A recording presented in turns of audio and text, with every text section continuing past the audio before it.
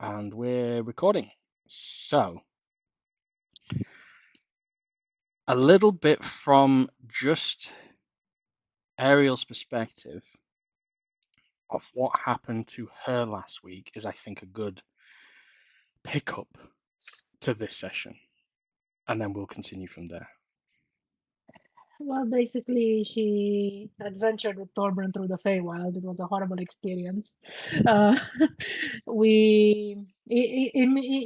first of all, we were approaching House Weirdwood, which is not exactly an ally of the Fairy Queens, ergo not exactly an ally of Ariel's either. So she kind of told Torbjorn that she would prefer to avoid that location, even though it seemed like that's where the old man went. Torbjorn basically agreed, and we encountered Displacer Beast, panther-like looking creature with 6 legs and long barbed tentacles. And it initially seemed to just interact with us looking for meat, but we didn't have any to give her, so she kind of wanted to hunt us for a little while. It immediately went south for her because we managed to do some combinations of our powers that kind of disabled her main ability. She became restrained in Torbjorn's net, and she didn't have her displacement at that moment, and that's when Ariel shot like this crazy guiding bolt in her, and it ended up almost killing her. So she started retreating. Torbjorn pursued it stubbornly, like with his rocket boots, and he kept following her and following her and following her until she kind of got back to her territory where a male was waiting to meet her, let's say. And the male was a lot more powerful, a lot stronger, a lot more daring of a foe. It was literally a deadly combat for us. Ariel kind of accidentally killed the female because she had a readied action, and like this huge monster comes in front of her and she was afraid of it, so she directed her readied action at the female, and that was enough to kill her, and she didn't want to do that, but it happened anyway. And then we fought the male, which was an absolutely impossible combat where we almost died until the baby their litter of cubs, the Spacer Beast cubs came out, and at that point Ariel was like, I'm done with this combat.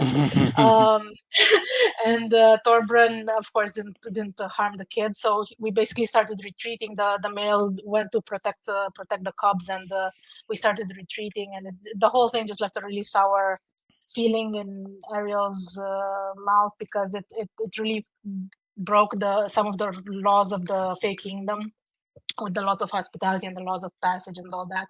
And she really hated how like Torben didn't even get what he wanted in the end. He wanted to hunt and he wanted to cook and he wanted all that, but he didn't end up doing that at all.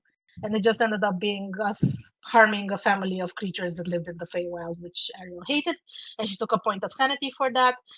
We advanced towards the Fairy Queen's domain, and we choose to rest up in a tree. And before we set up camp, basically, or like whatever our sleeping situation, we went up the tree, and we could see in the distance the Fairy Queen's tree, the large looming tree, and it was basically filled with fire, and there was a dragon that looked like it was one of the largest dragons in the whole world.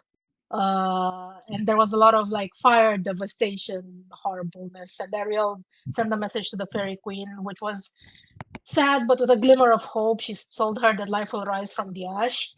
And basically, at that point, Torbjorn was nearing exhaustion. So we went ahead and rested because we figured we wouldn't be able to help the situation if we were exhausted.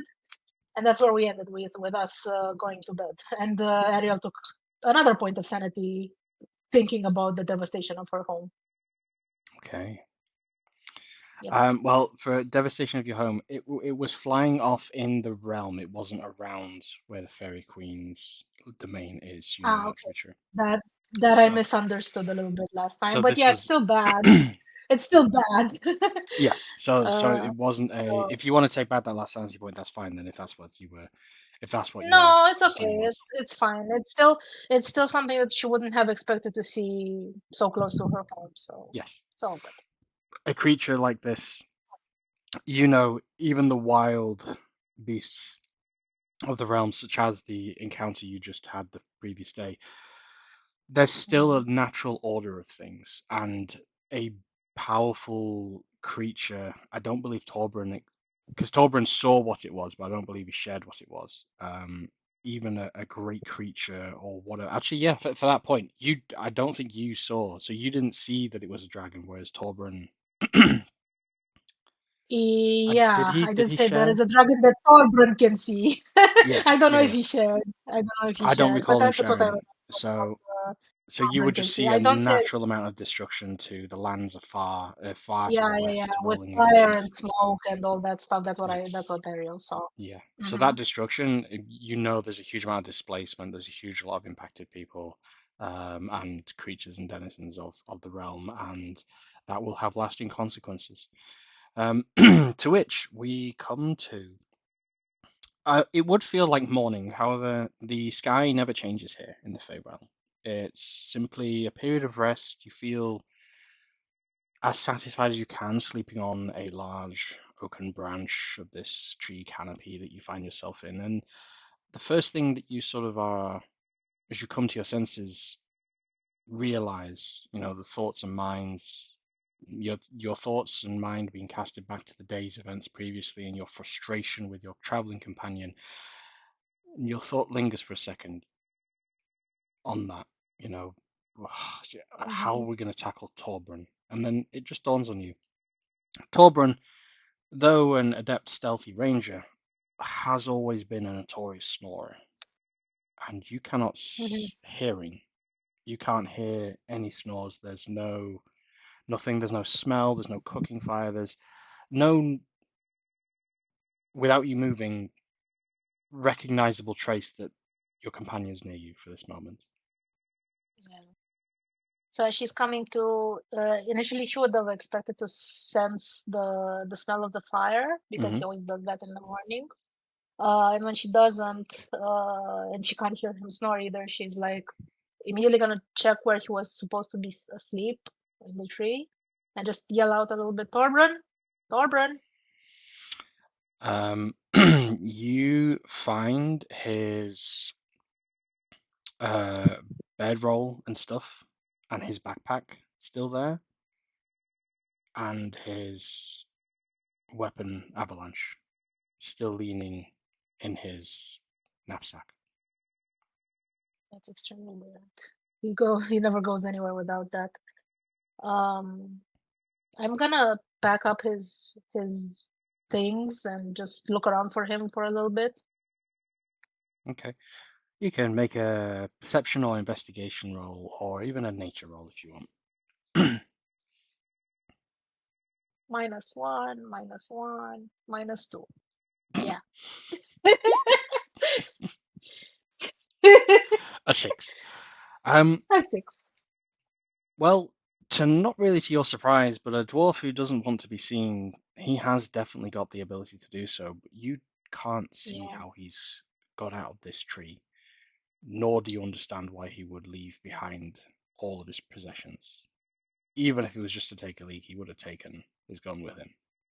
You know this to be true. Mhm. Yeah, So yeah, this does yeah. cause you a little bit of concern.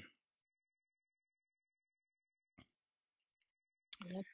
However, you hear off, not so far away, a sound that you haven't heard in this time for what feels like years, but is really just months. Okay.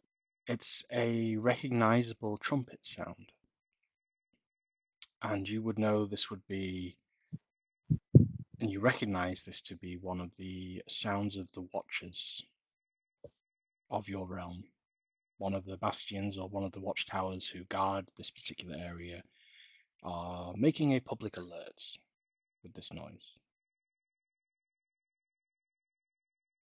Um, I want to like I don't know if I have anything to leave a message with. Um, hmm. Let me check.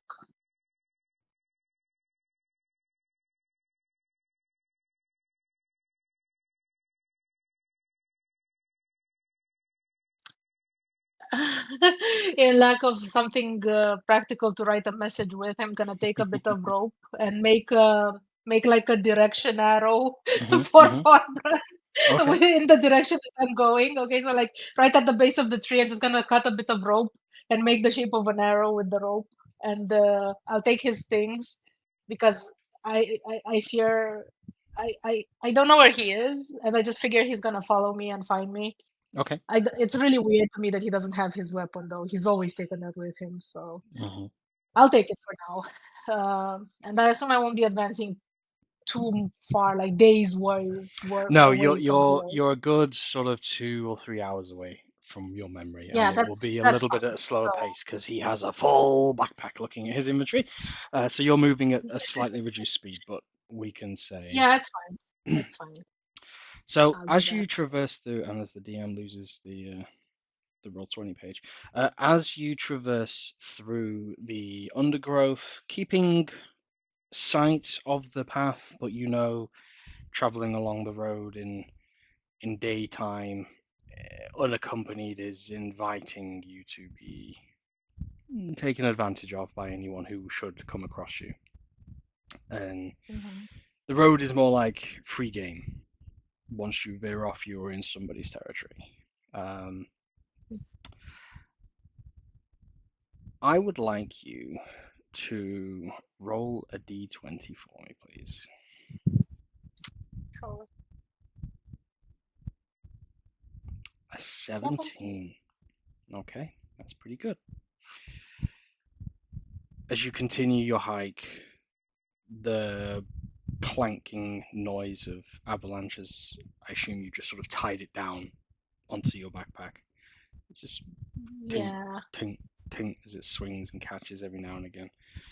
And I just think I'll hold it. That's so annoying. And I'd be okay. afraid of it accidentally going off. So I think she'll just hold it like at her side, like down, but like hold it so it Okay. doesn't tinkle. Like an amateur Think. who doesn't know how to hold a firearm, standing out like a Yeah. sore thumb, overburdened with two large sacks of equipment, one of your own, one of your companions, and just the general fresh air.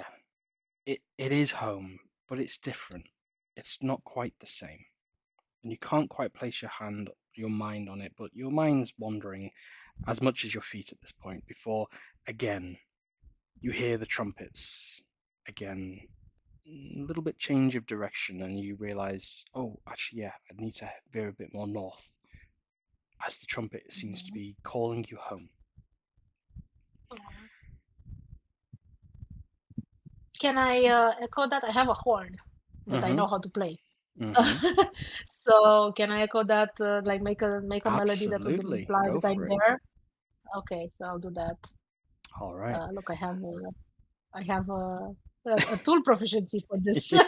With a 20, you perfectly mirror the response that you would know to be required when acknowledging at a distance, friend from friend. There is a short blast that comes back clearly in response to you, and with a short amount of time, you find coming out in your general direction, out from the thicket and undergrowth, two large centaur.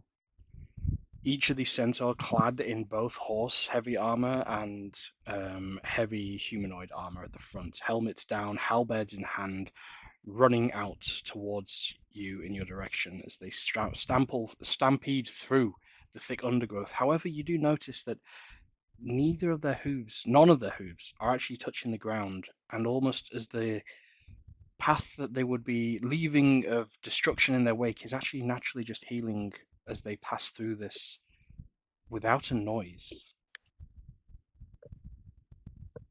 As the two seemingly observing you, seeing the horn in your hands stop, and in Sylvan, one of them salutes Hello. Why, hello there. I wasn't expecting any envoys this week. Are you returning ahead of schedule or at any bequest? Uh, s- uh, I am of the Fairy Queen's court. This is not my usual presentation, excuse me. And she's gonna change her shape into whatever the Fairy Queen's preferred form for her was. I don't know what it would be. I Okay. really don't know what it would be. I have no idea. Your true form. But it definitely would my true form. Okay, so then I'll go back into my true form. And I'll say uh I think the queen is expecting me. We've been messaging over the past few days. Very well. Uh, your name is, for the record? Um, would she use her real name in this situation? I don't She would think use she her would to a random genuine. guard. She would use her genuine real name in this. With formalities, you would know this. He does not Ah, okay. recognize you by presentation, but names in the Feywild carry weight. Yeah, yeah, yeah. Okay, so then she'll say MCL. Oh, right this way, my lady.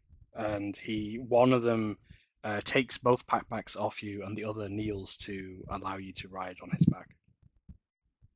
Oh, wow, thank you. I just need help carrying this. I don't need more than that. We must make haste, my lady. We have Okay. several things undergoing at this moment, and we're fortunate we were passing through.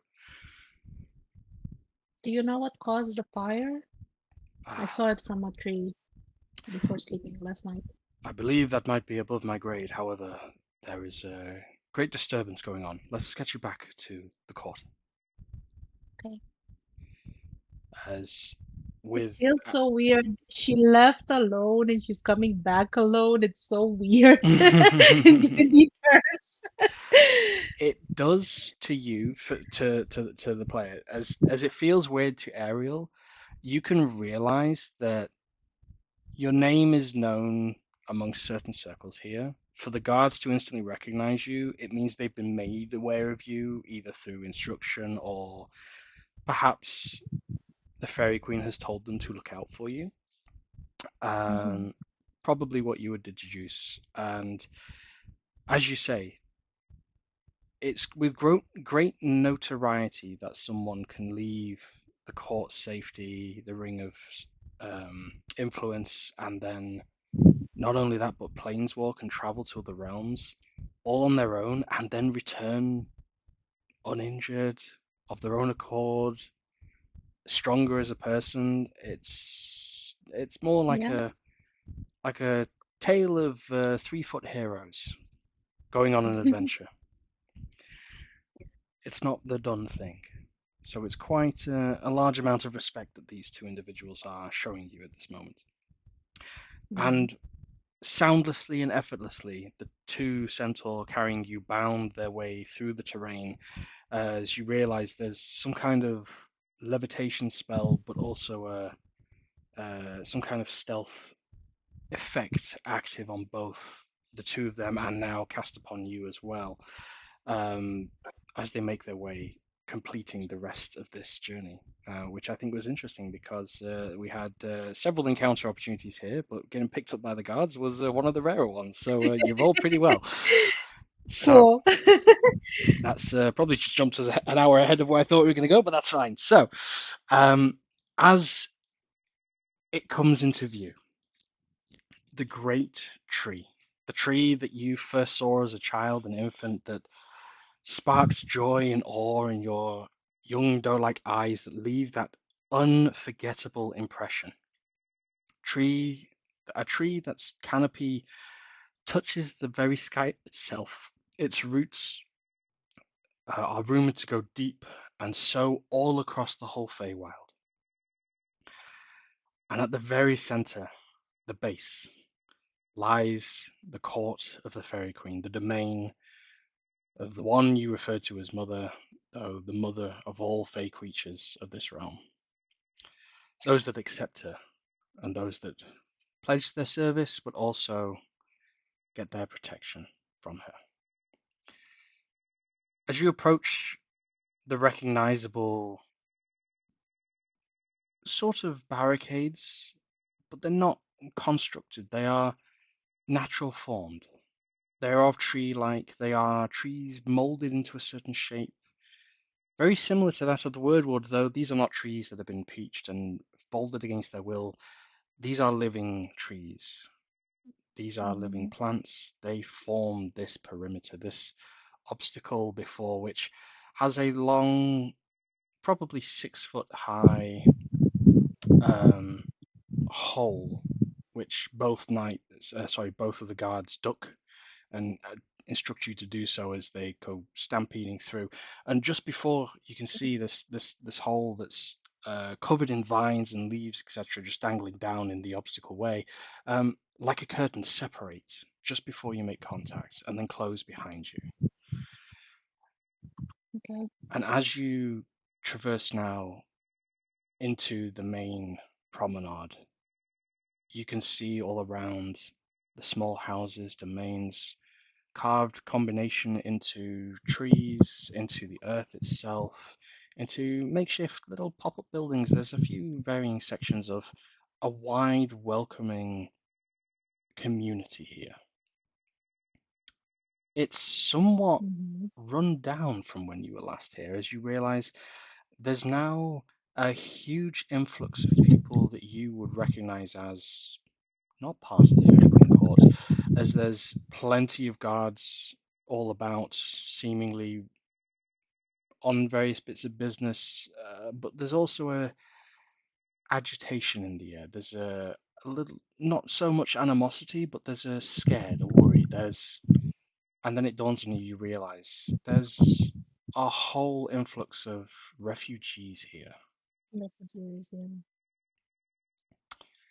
As approaching, Be go, Karen.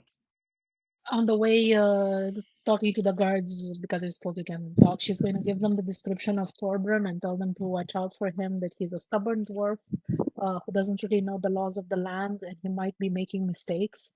But he's somebody that has helped me in the past, and we should lead him back to safety. I have his things.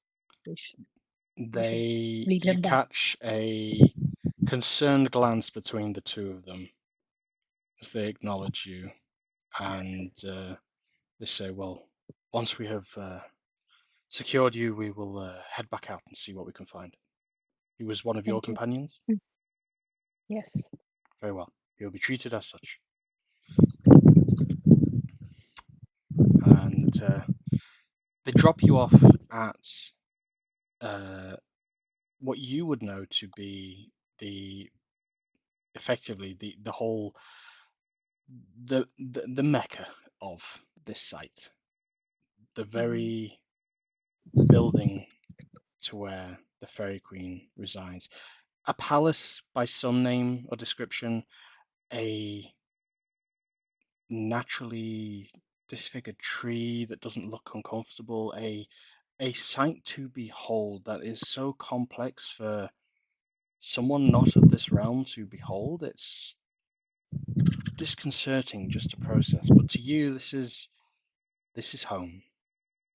This is your earliest memories in this building, and many, many years of mischief and adventure and Mhm. love and care have been spent here. As once again the leave doorway parts, the guards salute and hand you back the two sets of belongings, and you recognize that you think they're saluting to you as you then awkwardly stand there, not sure what to do, but then you hear a voice approaching you as a large, towering tiefling walks up behind you in formal, um, grandiose attire. He salutes the guards and dismisses them. He puts out an open arm to you. Seal, Do I it's know him? been so long. How have I you know him. been? Way more too many things to put into one sentence. It's been very eventful. come, no problem. I'm sure you must be wanting to get off your feet. The mother's been waiting. We'll get you all polished up, and then we can present you to her. Okay, okay. Very well. Can you tell me what's been happening here? Oh, People seem oh, distraught. I know there's a fire in the distance. that too is an equally long story, and I feel the mother will fill you in. Mm. He takes the uh, bags if you offer them to him, or if you don't resist, and ushers you Yeah, I don't resist. inside to Okay. you find what you would formally recognize as your chambers that have been kept in pristine cleanliness. And would you like to describe Seal's room? Oh, it's probably you know how like little boys like astronomy Mhm. things with like with like moon-shaped lamps and shit like that. So basically she has hanging from the ceiling there's some cloud lamps that illuminate like kind of a golden color, and then on the walls themselves there's the night sky painted with constellations and stars and probably things that would help you find your way, but she's not like super careful about that, so she would have just painted them because they were pretty. She would have just done this whole astrology theme with her room, with like um with like toys that would mimic maybe zodiac signs. I don't know if you have zodiac in your world, but it Yeah, yeah, seems like something that to would some happen. degree. Okay, so she'd have like these zodiac plushies, and she'd have these very very fluffy pillows, and she'd have a bunch of books, but they would be like kind of magical books where like when you open them up there's it's similar to like children's books, you know, when they open up and they form like these little castles with like characters you can see walking and doing stuff like that. So uh they'd be very interactive books, and she'd have a little desk where she would sometimes draw or sometimes play her music, and I think that's about it. A nice bed, a nice comfy bed, but not like nothing exceedingly lavish, and largely stuff that feels a little bit childish. But yeah, that it would be her place. As you turn and take all this in, Tiefling you know as Councilman Derethor gives a low You need to write bow that. and he says, I will let the Queen know she's got company soon. I would say, with what's on her plate, you probably have an hour or so. Okay, I will come and collect you when she's ready. she'll nod. She's kind of like she feels strange being in her room, like she's been here so many times and it's so familiar to her, but at the same time it's been so long since she has been here that she feels a little strange. She's just gonna focus on kind of getting herself together and like looking nice, I guess. She's Uh, yeah. as Seal comes home from university for the first time. Yeah. Basically. I think that will be a very good point for us to transition over, casting back the wheel of time and finding out what happened to another member of the party. So, Lothar, are you with us? Yes. You're presently having just returned from your adventures in the mine. You've done your work, your contract's complete, and now it's just time to get settled and paid. You've made your way into the Black Roses mansion. You're awaiting payment from Bruce. Ariel's been taken out to help Bruce with something. And you're tucking into a wonderful chicken broth or soup kind of thing. And walking into the room is Captain Howarth and Captain Crescent. Torbran and Valdreth sat opposite you. Everybody has a quick catch up. before it comes to light that Ariel was apparently last night found in one of the small storerooms aboard the ship and was taken to the chapel for healing. The chaplain has been tending to her, and she was doing okay in the morning. And now, evening of that day,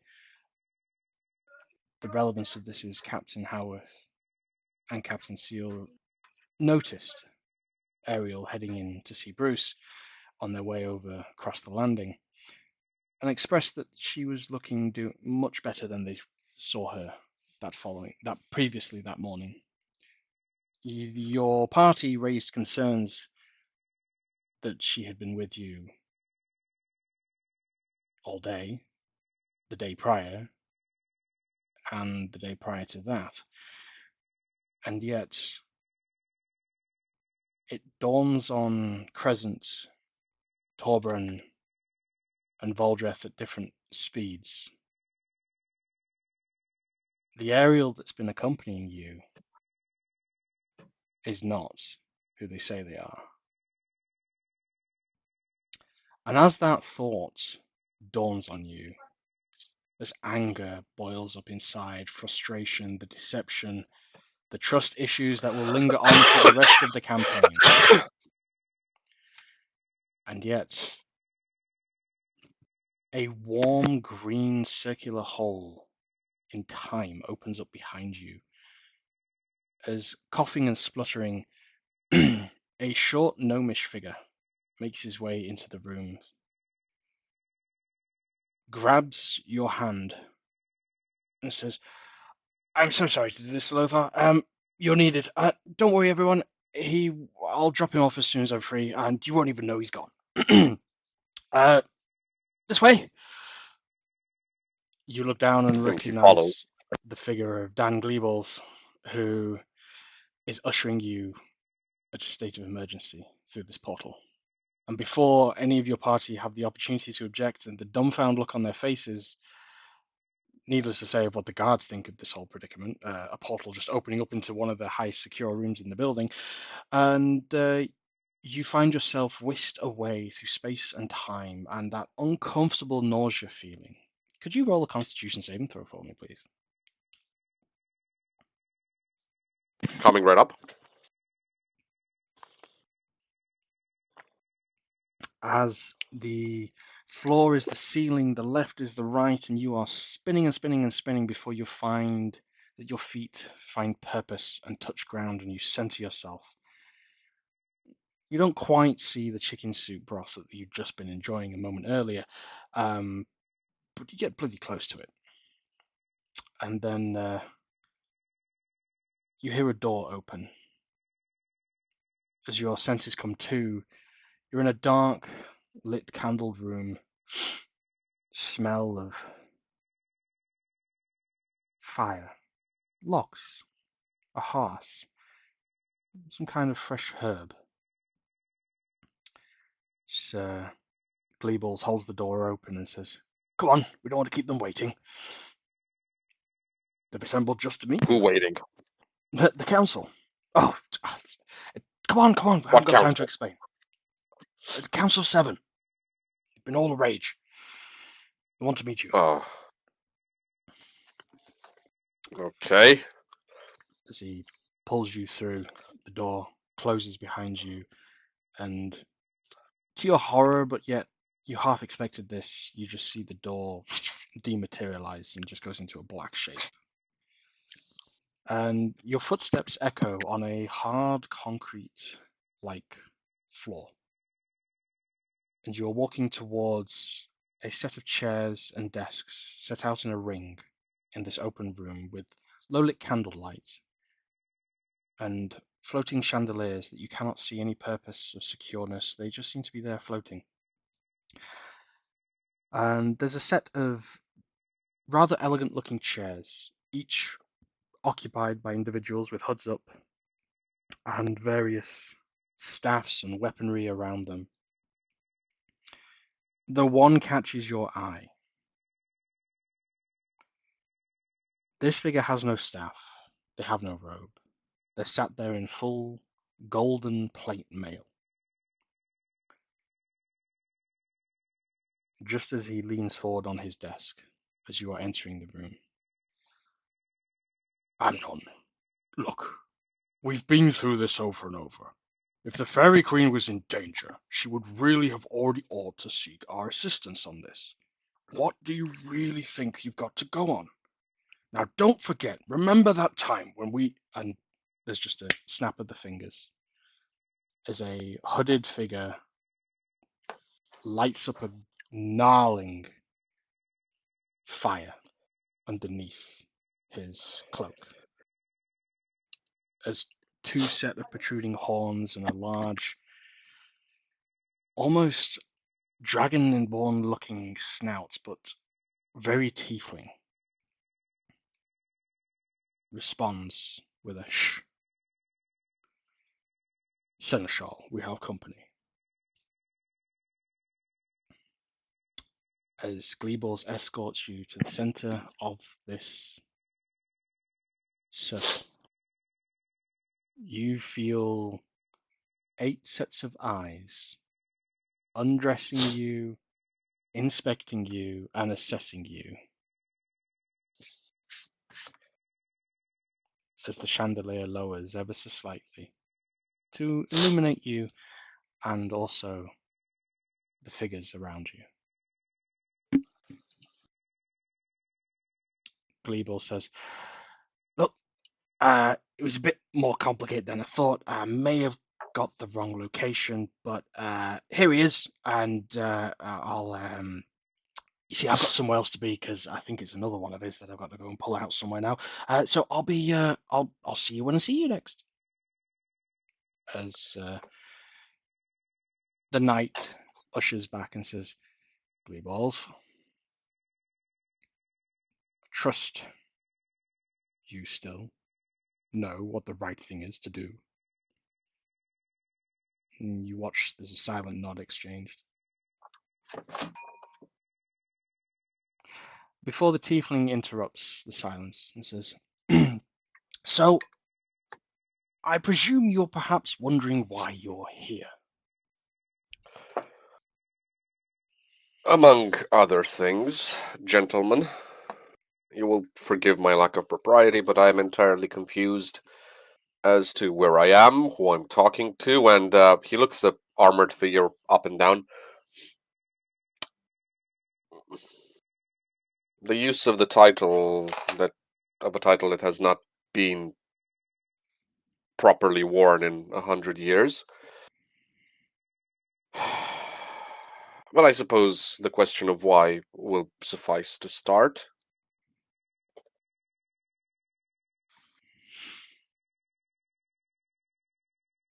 Sorry, the DM actually missed your question. What was the question? What did you actually say?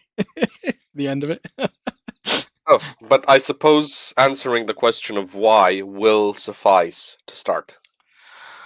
Well, the so-called undeserved of the last seneschal, by your definition, you can see he's chuckling, has actually sought you out. You see, you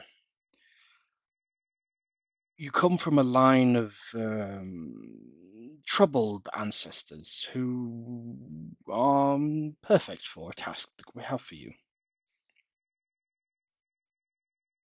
He goes a little bit pale at the mention of his line, then chuckles and says, with all due respect, gentlemen, I am doing my best to break with my family's whoring, murderous ways. So, if you are looking for somebody who's going to, I don't know, indiscriminately murder women and children, you might want to look a couple of generations back. We already spoke with your father yesterday. He refused the position that we offered him. Ah. See, there's your problem. You probably didn't add enough horrors to it. A smirk comes across, a little bit of a murmur, some approving, some disapproving.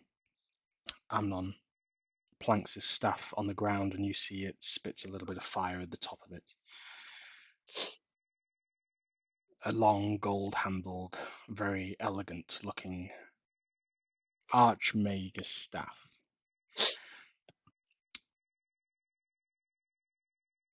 Well, yes, I suppose we should probably start with introductions. I am... Look, if he's going to be here and he doesn't want to do the task, there's no point in reveal the whole point of the secret society anyway. As you realize one of the figures across the way opens up. Amnon gives a glowering stare at this interruption. Another voice says, well, he does have a point. If we were going to get the task done, we need to find someone who's prepared to do it, and I don't really understand why we have to have all this secrecy and theatrics anyway. We're just a council of 7. It's a long-standing notoriety of where we've all come from. We've all been in seats of differing power and positions, and we're all here to seek out the most important thing, that's maintaining the status quo and flow of time as it should be. As Amnon looks over his left shoulder at that interruption, the knighted figure stands and says, listen, I will vouch for him personally. I have seen where his path leads.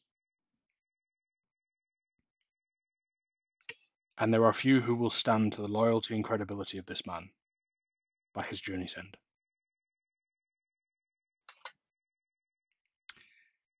As he takes off his helmet, to you, it's an old man above board, looking back at you, player to player, is, if you hadn't guessed it, Serene, the last senator. Glee. Yeah, I've guessed it, but Glee.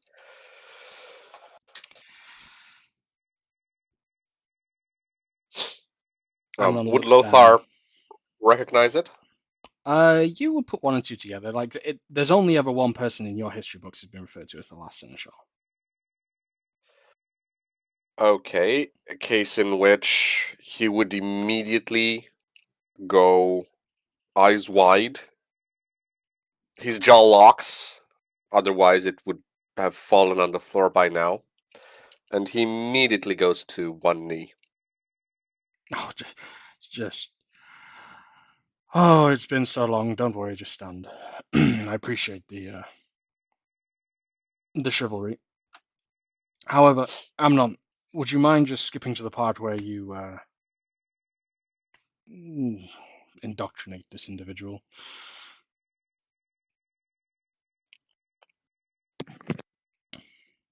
Amnon seems to be a little bit frustrated, but he says, all in favor of the nominee presented by the seneschal? He goes around the table. Aye. Aye. Yes. Aye. Aye. Aye. Seneschal raises a hand. Amnon says nay.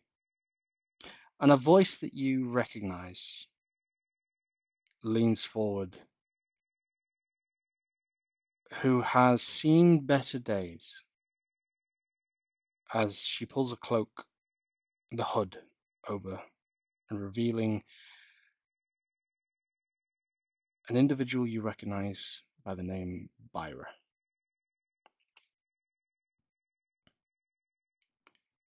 You only met this fierce woman for a short time previously, though her eyes are locking on you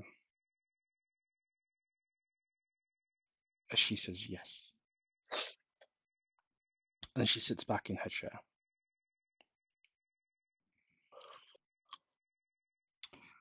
Well, the yeas have it.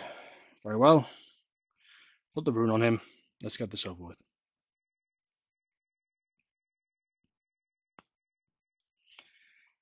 Amnon approaches you from behind his desk. And he does this in a very grandiose manner. You see him levitate himself up and over and down, and he's not walking, he's just gliding towards you. Would you mind extending out your right arm, please, and expose some flesh you don't normally need? A He little does as he's told. charred. Very well. He does as he's told. This is a binding seal.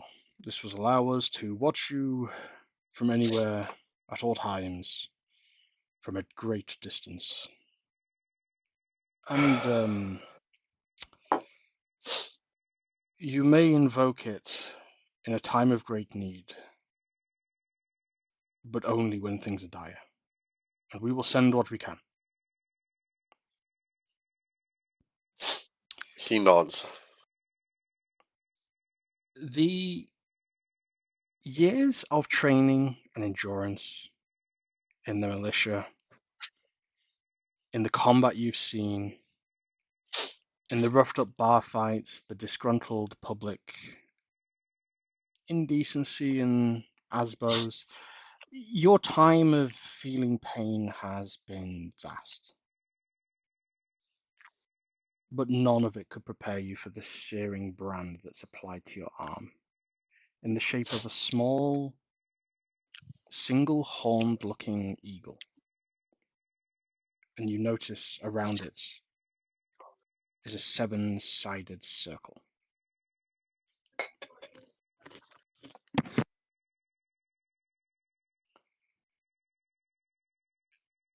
You probably are going to feel this for a long time.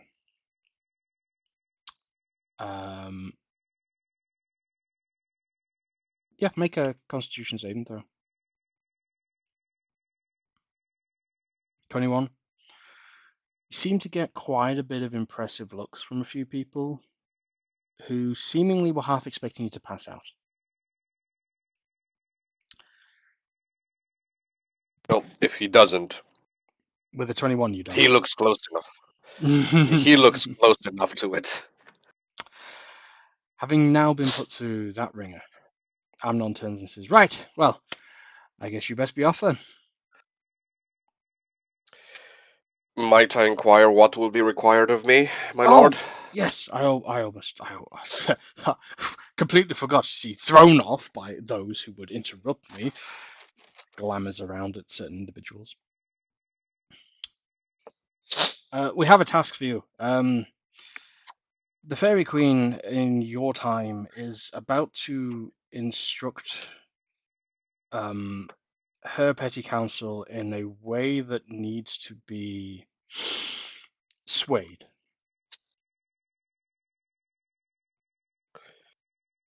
Very well. Instructed on what? Swayed on what? If you are going to send me into some sort of a negotiation, I can't possibly go unarmed with the knowledge I need. Rain speaks to you and says, "You see, it's rather hard for us to say because we can't tell you something that's not yet happened for you."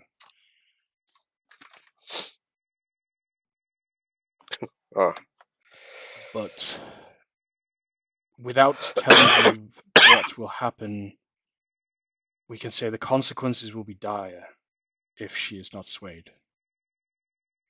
She will be doing right by her people and right by her kin, but she will be condemning the entire Fey realm.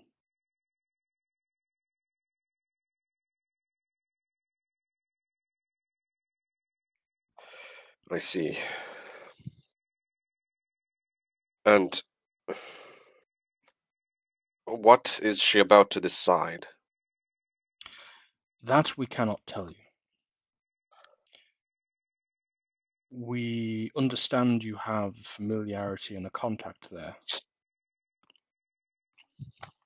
Goes by the name of Seal. No. She's a special agent for the Queen. The name of what? Seal. Cial? Am I mispronouncing it? He frowns a little bit. I was informed you'd been traveling with her for the last few months at this point. Have we? Gleebles, have we plucked him out at the wrong time? I only know one A woman of changeling. faith. I only know one. Goes by the name of Ariel. Very well. That's not in my parchments. He watches Amnon retreats to his desk and is rummaging through. She's well, she has a very interesting path before her herself, though it's more of influenced by whom she keeps company. Hence, and he gestures to you. I see. So, to get this properly set straight, I'm supposed to walk into a council meeting, where I am probably not welcome or known, and tell potentially one of the most powerful monarch in the realms, my lady, what you are about to decide, please don't. Trust me, it's going to end badly.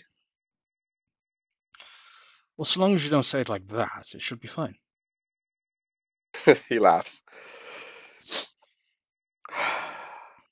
We already know it succeeds. We just need you to say it the right way. It will all become apparent. I see. And it has to be, well, we hope it has to be you, says Serene. And he nods. Well, no expectations there, huh? Chuckles, low, rumbling. I will do my best, my lord. Very well. Listen, I hope you don't take this personally, but there's certain parts of this that, needless to say, you aren't to tell anyone, you aren't to pass on any information, you've never met us, you don't know of us, and etc., etc., etc. I assumed as much. Not that I come sent from a council of 7 people who, by all means, have vanished from history, is going to land me anywhere else but locked up in some tower like a lunatic, so. Oh, we haven't vanished from history. We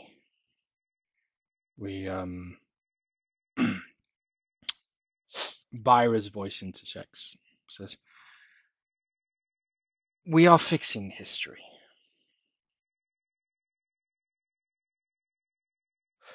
Well, be that as it may, if I were to go to the Iron Dominion and say I've talked to the first Seneschal himself, people would tie me up and throw me in a tower.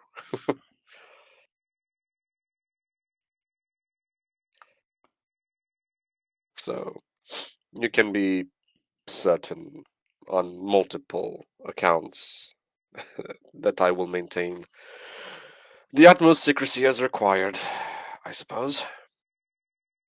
Indeed. Right, very well.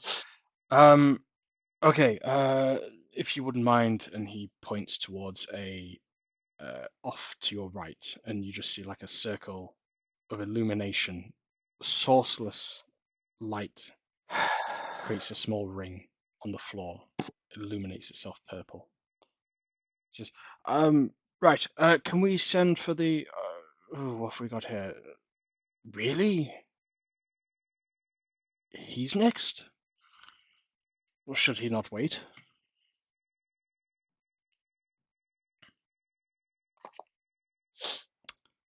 As we end scene. Voldreth. Hello. As we cast our mind back to you, Ariel has just jumped through the fire. The door behind you just being burst open. It looks like one, but it's two, it's three, it's four, 5 guards come charging into the room, circling you. What do you do? Oh, this is a lovely, lovely office here. Oh, Bruce, why do you not have a meeting in here? as Bruce comes striding in behind. Well, I thought it would have been more appropriate for you to come to me directly. I didn't know why you're snooping around our headquarters. Where is she? He looks at Where's the who? fireplace. Why is that blue? You know what? I don't actually know. And the fire She went behind you through it. goes out.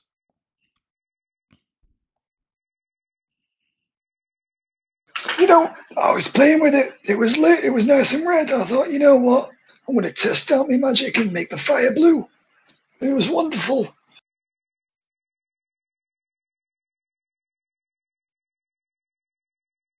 Make a deception check.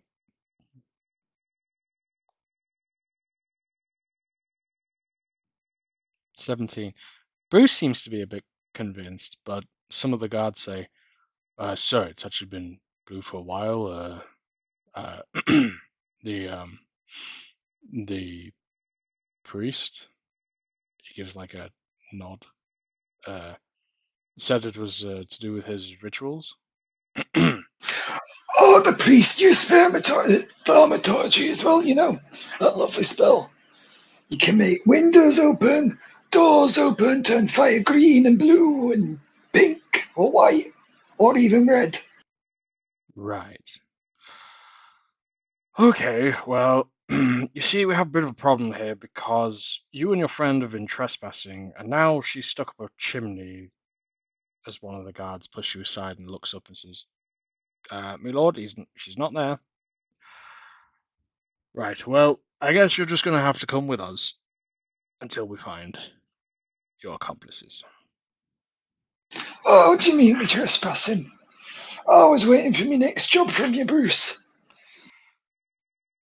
And that means you came to a private chamber of the domicile section on your, well, uninvited because. I like wandering about, I do. You know, I've got to get my steps in at my old age. Well, come on, let's get your steps to the front door then. Oh, not even a brew. Oh, not hospitality, this one. Make a persuasion roll. 13. I'll see what we can do. You two go fetch him something to drink. The guard's looking really perplexed at this sudden change in behavior from Bruce. And as you are walking down the corridor, 2 guards in front, 2 behind, says, "On second thoughts, everyone, I just need to quickly pop into my study here. Just stay outside.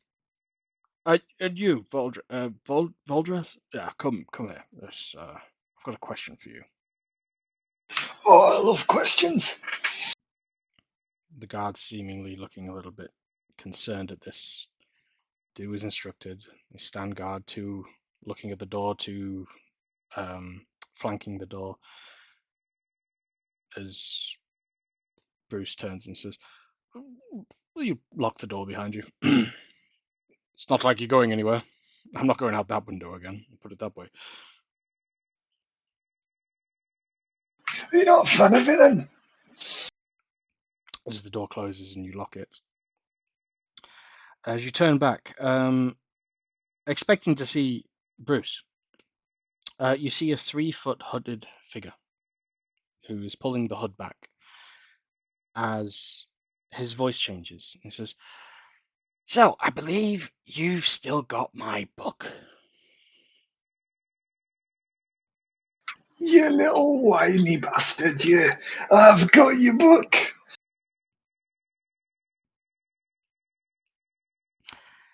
Yes, and have you been cheating and reading ahead like I told you not to? Hey, it doesn't let me. I've tried.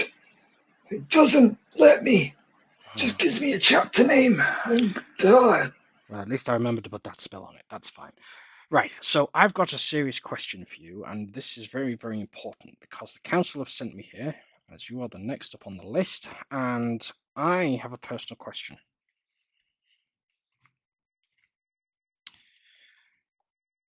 You see, at this point of events, we can't quite figure out how Varney manages to put 1 and 2 together and catches up with you.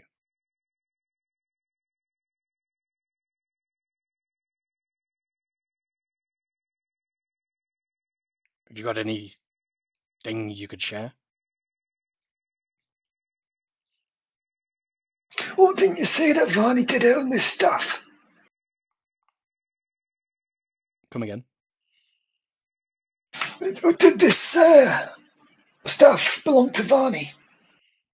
No, it's a key. It's a key to the greater realms and closing the great eternal gate behind the deities. No, it doesn't belong to anyone. It's supposed to be buried and broken, and so it can't be reassembled to open them. Or may not have been taunting him.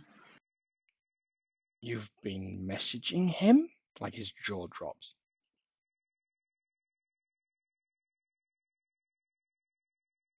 Well, you say messaging. More gave him a place to get more currency.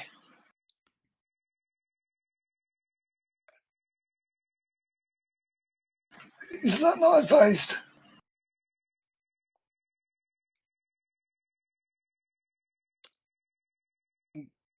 Gleeballs just says, in absolute disbelief, I don't know what to say. I don't know what I can say. And they still want to see you knowing this. Hey, it said it in your book. Mm-hmm. Have you not figured it out yet? That book is written by your actions and the actions of your companions.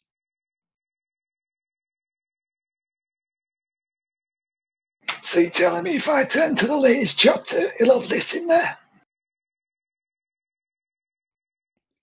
Anything that's happened and anything that will shortly happen based on your decisions of the time. Yes.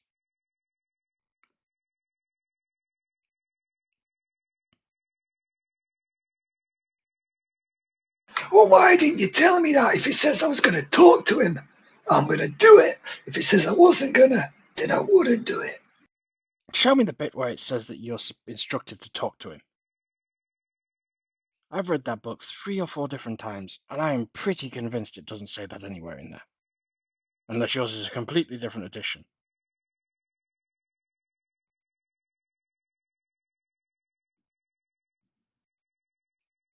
Oh, also, he said he's got some of mine. Oh. Yes, I'm sorry about that. We need to quickly and he snaps his fingers and you watch as a green circular hole opens up behind him. This way. Oh, not this again. Last time I threw up. All right then. Make a constitution saving throw as you jump through the portal, please. 16. No, you're fine. You are dizzy though. As you find yourself in a low, dark-lit room,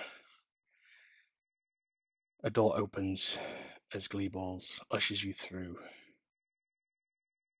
into another low-lit room. You can see a circle of desks with a group of individuals loitering around. Make a perception check.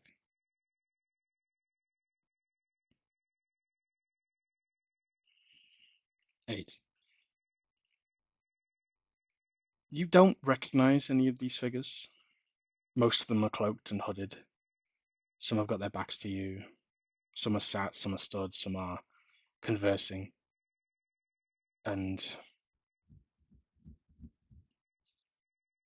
as you are walking into the room, you get this feeling you're being watched by something else. And as you look over to your right, in a circle suspended in purple, standing to the side is Salotha. Salotha, Voldreth's just being escorted into the room by Dan Gleeballs. Hello, Voldred. Did you get to finish the meal? Was the second course good? I mean, we didn't really have that one. We went after fake buyer. But no. Fake Ariel. Turns out another changeling, big sword, menace. Okay, so They got away though. We didn't manage to finish the job. Silence over there. Come on. We're short of time. Hey, I might be short, but damn right I've had enough time. Let's go.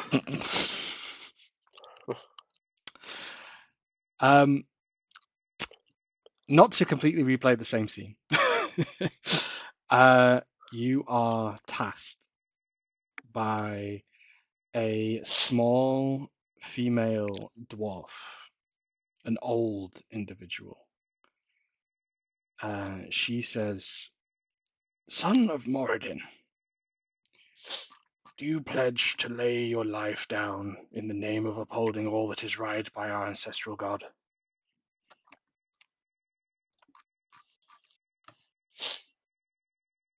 Well, I'm here, aren't I? Is that a yes? We don't really have time for vagueness. It's an I. I see. We have an important mission for you. We understand that you have been... She freezes, looks over to Dangly Balls. A look of terror and realization comes across her eyes, and she looks back. She looks down. You would recognize like a telepathic communication.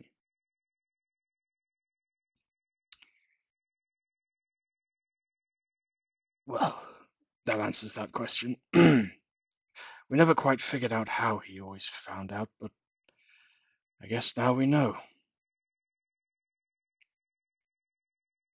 She looks around the room and seems to be communicating something.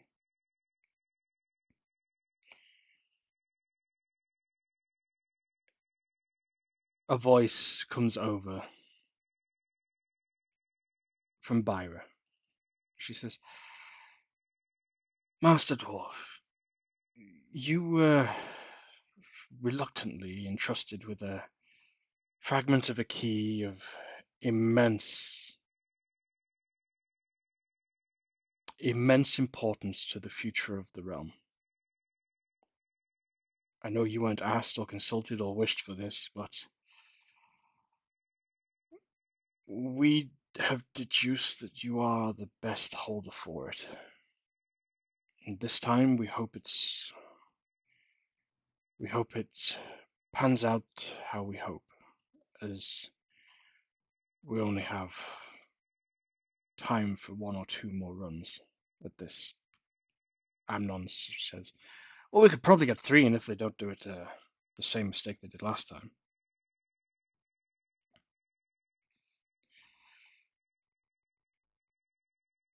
As the dwarf stands again, she looks at you and says, "Valdrath, when the time comes, know that we've all made sacrifices.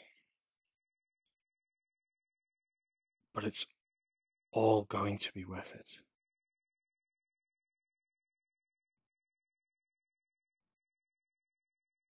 And I think you just have this natural inclination, but we can't fathom why. It will be so apparent. She's clearly struggling to say the words. Struggling and watching what she says as there's a lot of tension in the room. She says, "Just go through the right door." Door on me, right? I got it. So, Gleebles, what was all this crap about going left in the book? Gleeballs puts her fingers to his lips.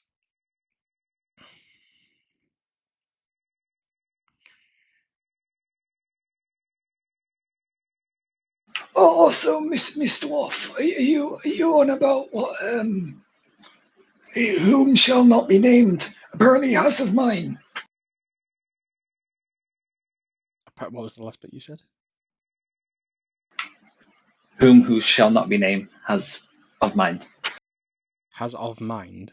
What do you mean? Yeah, has of mind. He says he's got some of mind. Oh yeah, what does he got? Yeah. She nods at you slowly.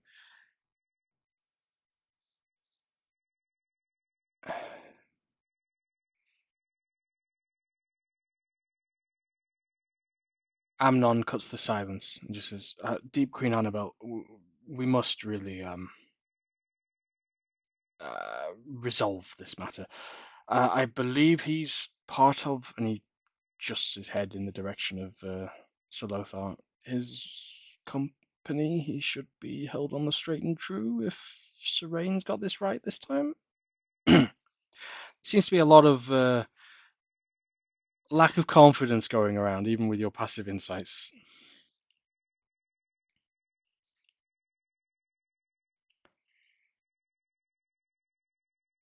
Voljeff just sighs.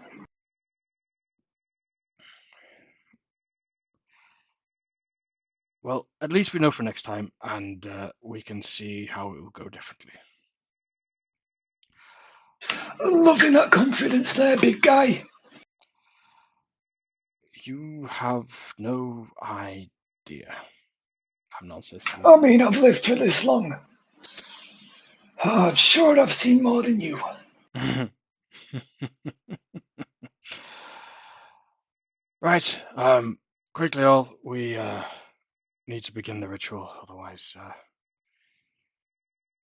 it'll be too late.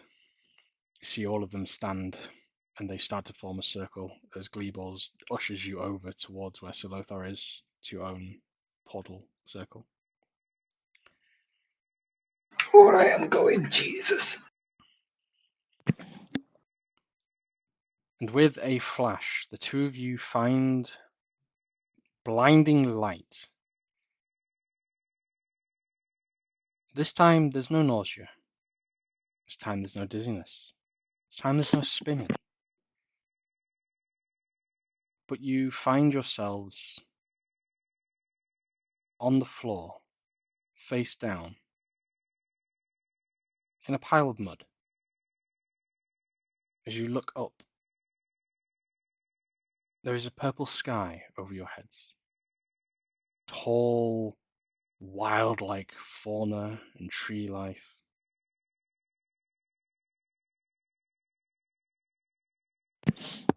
Oh, not this place again. What do you mean again? Oh, I don't remember this. This is all new. Yeah, that's part of the problem. Ariel told us about it, remember? No. Yeah, but seeing it for the first time, Jesus. That doesn't bode well. Didn't they say that they got all manner of lost last time?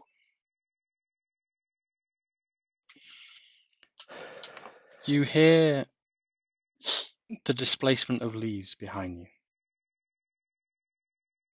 As you turn and look, two hulking centaurs in plate armor and horse armor with giant halberds are pointing their weapons at you. Ah, Torm's holy name, please tell me you speak common. One looks to the other, he shrugs. He mutters something. Do either of you speak Sylvan? Nope. Okay. One points to the dwarf. The other nods. I will cast comprehend languages on myself. Okay. She said she was with a dwarf. I mean, do you see many dwarves around here? She said nothing of the manling. Well, they haven't attacked us yet. What shall we do? Well, last time I checked, you were the one who was supposed to be able to speak common. Yeah, I'm so rusty. It's just... Look, how about you give it a go? What, me? No, I never paid attention. Like, I mean, does he look like he could have killed the displacer beast? No. Well,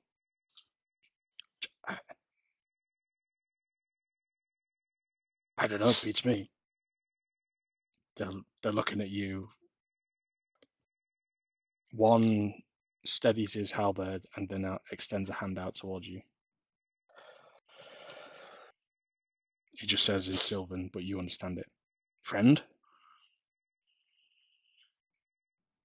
I'd shake his hand. You can see there's like a sigh of relief on both of them. As he says, your Lady Seal said we'd find you here. Would you mind coming with us?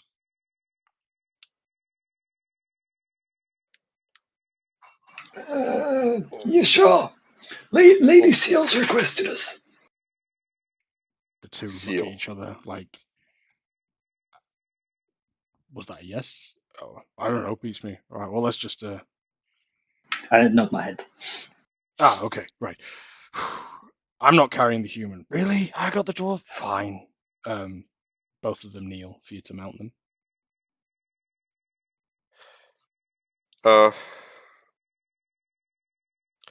He does it, with the deftness of a trained cavalryman, but slightly uncomfortable with it being another centaur that can talk.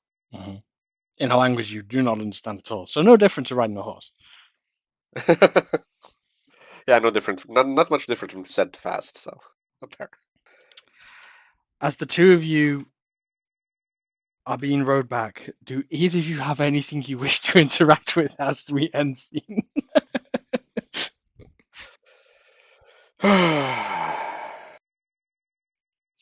Boldred? Apparently, they said she was with a dwarf. I assume Dariel. She What? went through a portal in the manor. Which Ariel? Our Ariel? The real Yeah, Ariel? Which one the even real is the one. real Ariel? The real one. The bad Which one one is ran the real one? away. This The one they found on the ship? Was it the one that was with us? I don't know. Gleeballs yanked me. So the one with us was bad. The one on the ship was good. Bad got almost killed, ran away. I see. Real Ariel went through a fireplace. I got dragged by gleeballs to And where the hell's this. Torbran? Beats me. Oh, he said he was in the Fey realm after the Bruce's old man. Was he with Ariel?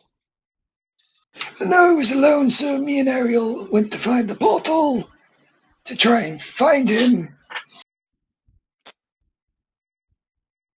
And then I waited outside to keep it clear, and then Gleeballs pulled me. Well, it can't possibly get any worse, so might as well.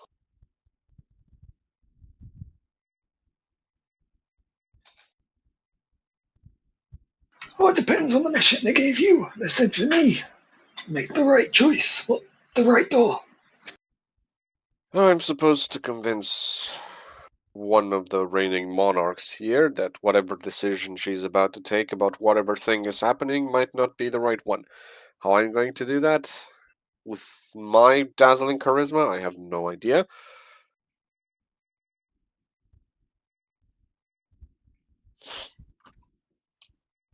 But, what are you going to do, huh? Maybe we could find Ariel to convince her for you. If she is the Ariel we know, if she is the Ariel that knows us, because I have no damn clue who anybody is right now, who's alive, who's dead.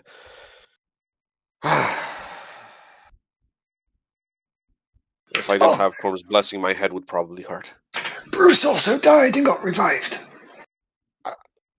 His jaw drops, mouth closes. You missed a lot. And we kind of owe the Black Rose 500 gold. What? You what now?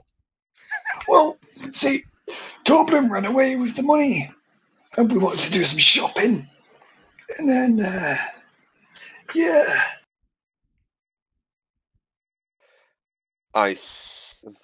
But, I pat the centaur on its back. 1 second. Look what I can do. I can fly. As you A look flung down, you dwarf. realize both centaurs are actually not touching the ground already.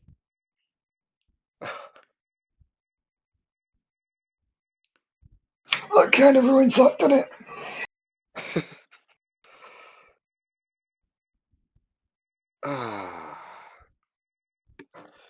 You know what? I am. Let's just see where this leads, because you are supposed to help me not be confused, Voldred. You very much did the opposite. Hey, I've just got dragged from a nice, comfy lounge to a room where I got stared at Well, and accused of speaking to who shall not be named. what do you mean? You are speaking to. I've been accused of speaking to Varney. Were you? Absolutely not. Do you want a deception roll? So check it. He messaged me saying, "You have something of mine, and I have something of yours." And please tell me you didn't answer. Oh, I didn't. Hmm? I did not.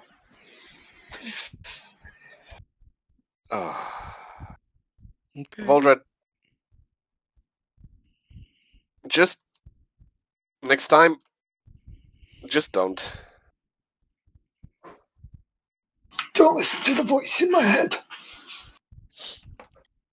So, Very if you're ever creepy. of all the creatures in this realm that you might be ever be tempted to talk to,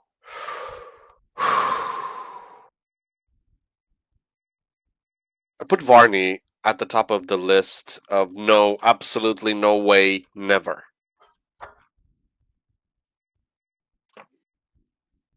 We carry Okay, something he really, really, really wants. You remember that, right? And we've been carrying it for a while, right? it's Do you right think that here. if he gets his hands on us, he's going to be particularly civil about it? Well, no, but then how do I know that he's the one sending to me? If it's somebody pretending to be Varney, that makes it even worse. You understand that, right? Well, he didn't explicitly say it was Varney. Okay, no more talking to random voices that pop in your head. It's not good for regular people. It's probably worse for us. Well, that I can do. Torm's holy everlasting name. Hey, they trusted me with this. I don't know why.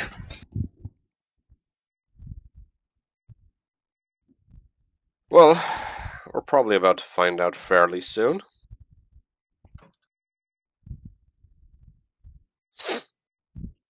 He looks down at the Feywilds for a bit. Actually taking the opportunity to get a good look. Make a perception roll. What? Make a perception roll for me. Coming right up.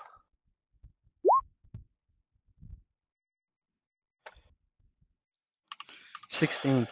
You can see as these centaur are taking you at great pace. Leaves are naturally just moving out of the way. Trees almost swaying to create a clear path as these guys are carving in a direction at great pace. The plants and fauna are otherworldly. The trees tall, creating a large interlocking canopy above your head, not much light, but every now and again you still see beams of purple, verdant, maroon piercing through. And it's about at this moment a large interlocking structure comes before you. A tree, no, a fortress formed from a tree with great gate looking arches and thick, heavy bark lining this entrance. You see as the leaves part way as you go under them. And you realize both your mounts in front of you have ducked. Do you duck? Absolutely. Sure. Brushing just over your head, Voldreth, as you don't notice in time. You have a very close shave with a low-lying branch. Oh, Jesus. As you duck just in time, Sir Lothar, you come back up and you see, to you, the unmistakable signs of a large refugee camp.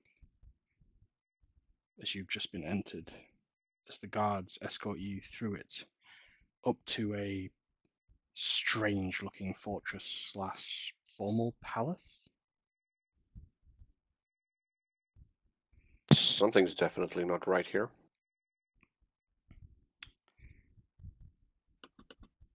Ariel, Seal. There's a knock at your door. I eagerly answer. Councilman Derethor gives a low bow. Says, my apologies, Seal. It would appear that there's two guests for you at the front door. It seems the guards found your missing companions. That's wonderful. Where were they? They did not say. Only Okay. I'll just I've ask done them. a little bit of prestidigitation to make them a little bit more presentable. They were covered in unspeakables. Okay. Shall I just receive them here, or do you have a room where you'd like us to meet? In a small foyer room, we jump forward. Sir Lothar Voldreth stepping into the room in what formal attire of the fairy court would Ariel be wearing? I think she would just wear something over her armor, like a very beautiful cloak made of leaves or something. Okay. Yeah, like autumn leaves. It kind of works with her dark complexion and all that. It sort of just trails behind her on the floor a little bit. And Mm-hmm. as she comes in, you see Voldreth and Sir Lothar. But no You didn't Torben. find Torben?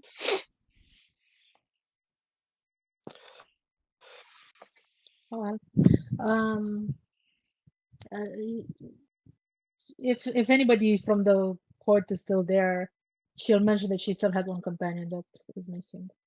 The message is passed on, and the two guards Mhm. reluctantly turn and take another leap out into the day. Yeah. Almost, you hear a little bit of back and forth saying, couldn't they just say there were three missing to begin with? We could have just had this over and done with at the beginning. It's just... Yeah. Not with how forgetful she is. So I really didn't expect to see you two here. I'm glad you managed to traverse the portals. Why didn't you just jump ahead, Voldred? Well, Dan and Gleeball's kind of came and got me. Oh, okay. So you were somewhere together? Well, Lothar is going it's to cross his arms skeptically and throw Voldret, if he catches it. Shake up. No. Shakes his head. No. Don't say anything. Don't give out anything. well. He said that I needed to be here. So I don't know how he got here, but I woke up in some mud. Okay. So, which Ariel are you? This is the real one. Which one even is the real one? Don't This start going all easy on me now, is Sir the real Lothar. one.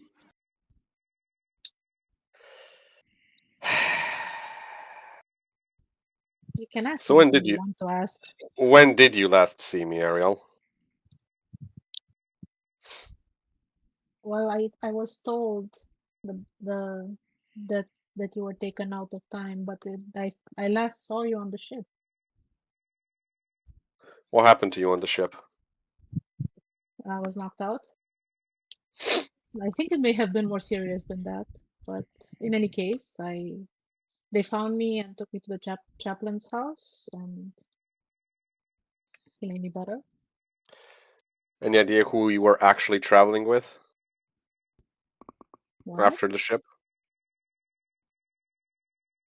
I really don't know who that changeling was. I recognized him as a changeling when I saw him. I fought him in the courtyard of the mansion along with you guys, but I didn't know him. Well, that's that. Care to brief us on whatever the hell is going on here? What's with all the refugees? There's a lot of fire and devastation close to this realm. We saw it from up in the trees when we slept there last, Torben and I. I don't know where Torben is, by the way. He left without Avalanche in the morning. Couldn't find him anywhere. That's not like him. I know. I took his things and left him a sort of a message to point the way to where I'm heading. But beyond that, well, I think we need to rely on the scouts to find him. Oh, well, none of this sounds good. The refugees, the disaster, the fires, is it war? Is it just a natural disaster that occurs here? I don't really know exactly what happened. I didn't see what caused the thing. And when I talked to the fairy queen last night, she told me that indeed things are bad, basically. But she also mentioned that, um, like from the ashes, there will be new life born. Um, so I think she has a plan of some sort, but I don't know what it is. I'm waiting to see her. It should be soon now. Can you secure us an audience? You can come with me, yeah. He nods. There are some things I can't tell you, Ariel, Okay. but whatever decision the queen is about to take right now, Mm-hmm. whatever her mind is set on, even though it's probably sounds right and does right by her people, it will lead to disaster. And you need to help me sway her out of it. Do you know more about the situation? Absolutely not. I don't either, so we're at quite a disadvantage. But Well, we'll figure it out. We'll see what it is. What makes you so sure that it's the wrong decision, though? it's it's what I've been told by, well, partly gleeballs, Mhm. partly I think the one human that walks the earth that I would trust above all others.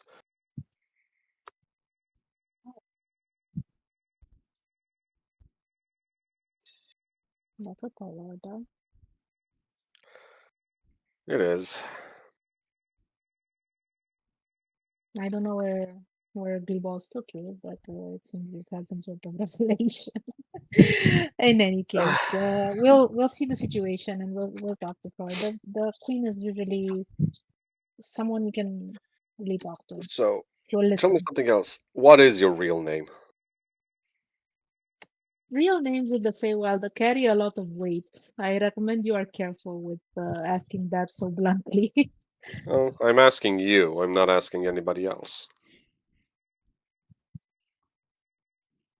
Well, my given name here is Ciel, and it is my true name. He nods. as if a piece of a puzzle finally clicks back into place. All right. Is there any place? When's our audience with the Fey Queen?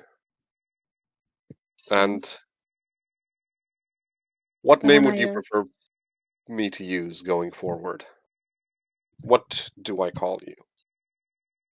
well, considering that now I'm in a safe place in the Feywild, I'm in my home. You can call me Ciel here.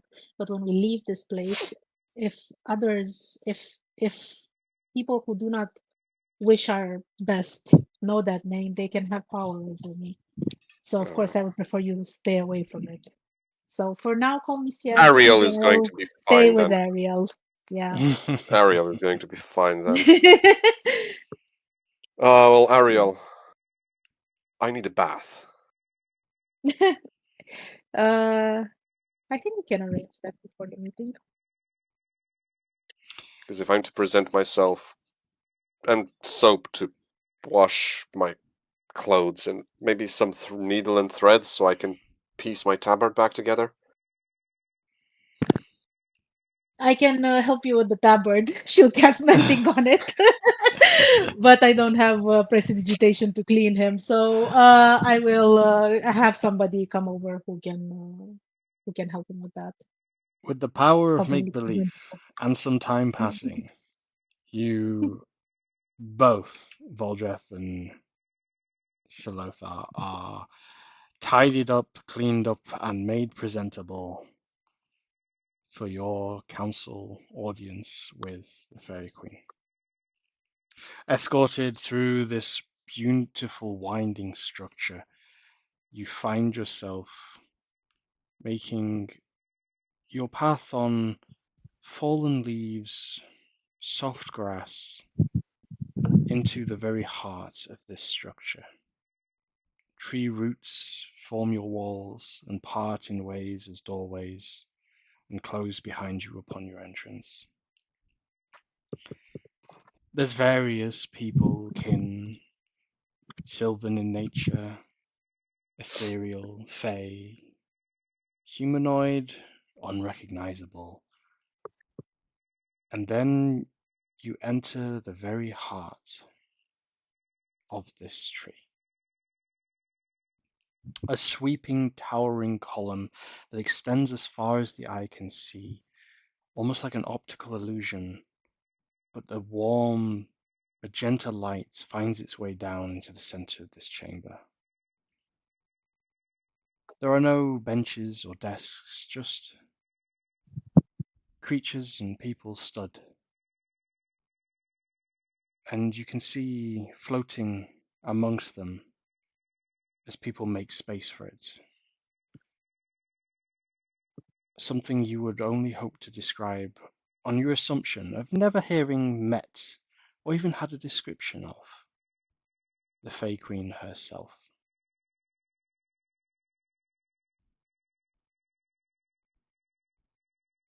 Seal. The two of you lock eyes, and she instantly starts heading in your direction. No.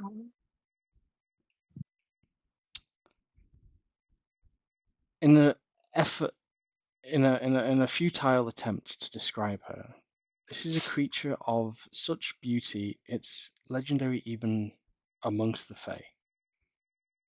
Being in her presence is said to be like being in a moonbeam on a still radiant lake, a serene moment in time of impossible depth and tranquility.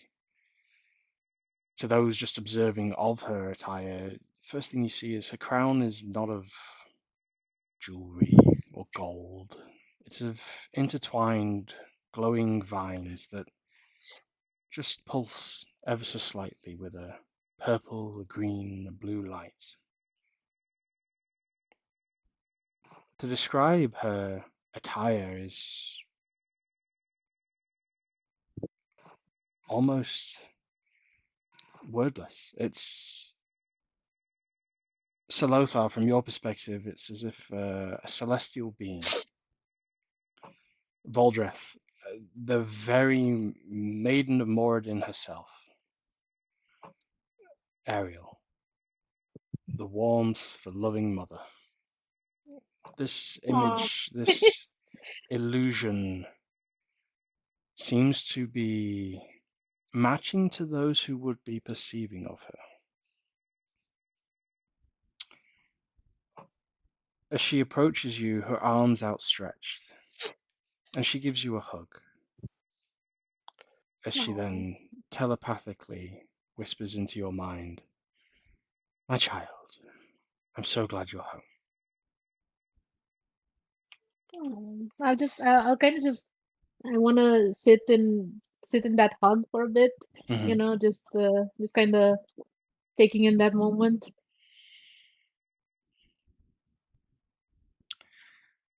The I'm moment finally here. lingers. I'm sorry it took so long.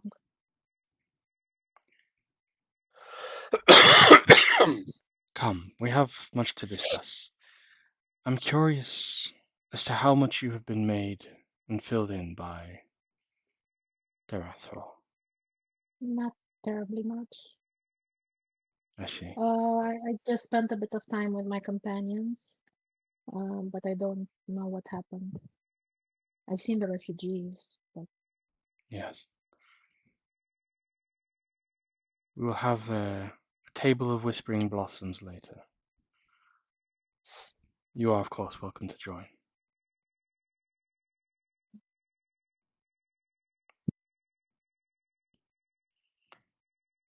She looks to you, Salothar, a voice in your head. You come out of place, but I sense loyalty in you.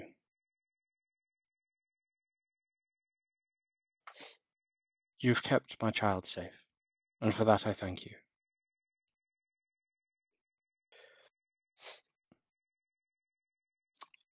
My lady, if I may be so bold as to speak freely. She gives a smile. Yes.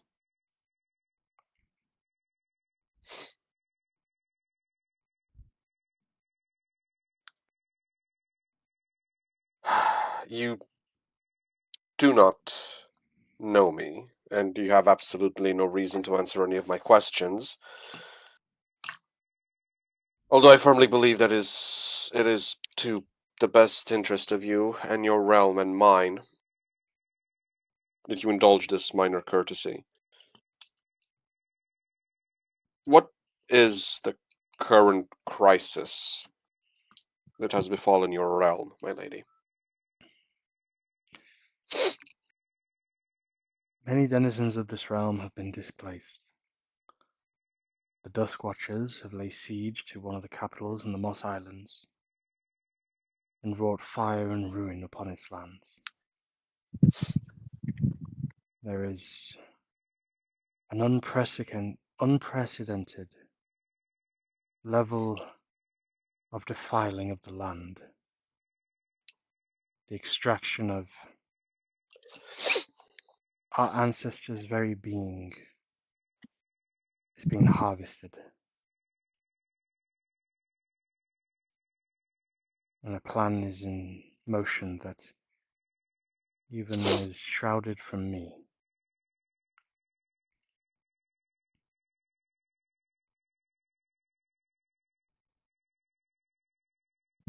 And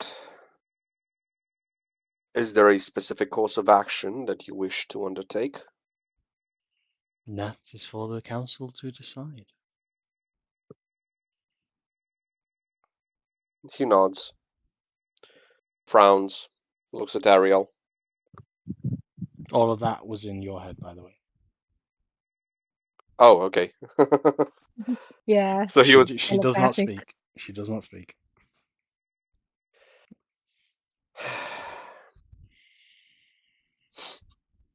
Is there any course that you would wish to propose to the council?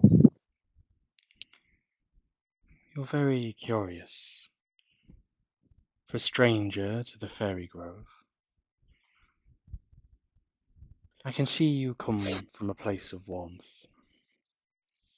Your heart is pure, though tainted. And she puts her hand on your chest. You gain 5 temporary hit points, and Okay. a lesser restoration is cast upon you. Hmm. Okay. And even I cannot cure it, it seems.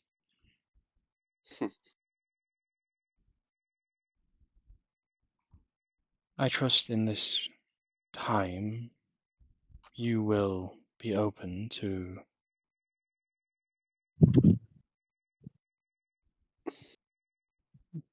being more chivalrous than your past. And she looks at you like Galadriel stares at Mm-hmm. Frodo knowingly. Except he looks at her with the serenity of a man who accepts what he is deep down. He doesn't like it. He rages against it. But he acknowledges it as an everyday reality that he needs to keep struggling with. Whilst this is going on, in your mind, Voldreth,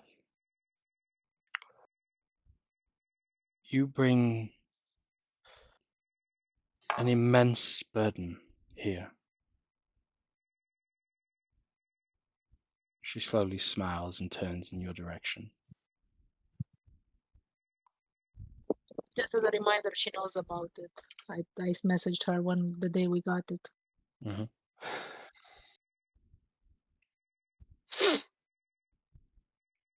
Play a check, Voldreth.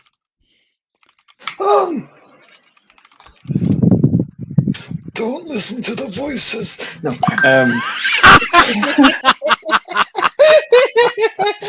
Oh, the irony. He just lifts up their walking stick. Oh.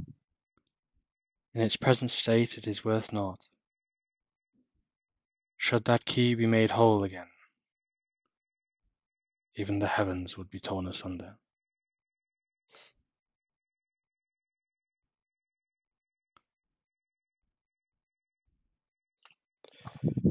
Well, that's why I'm trying to look for the second part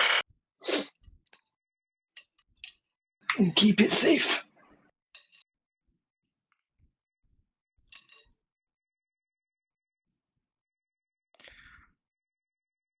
One of the fragments is here. It was entrusted to us long ago.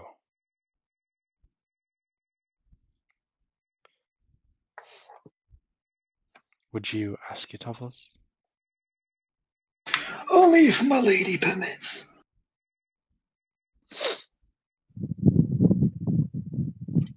We shall see what the council decide.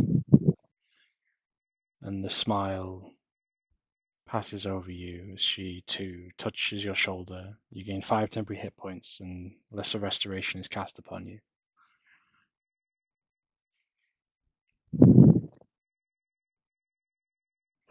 I smile. It's a warm, fuzzy feeling. Oh. As her little wings flitter, she effortlessly glides across the hall, as people seem to be just subconsciously parting. Councilman Denethor walks behind you. Well, I think that went better than could be expected.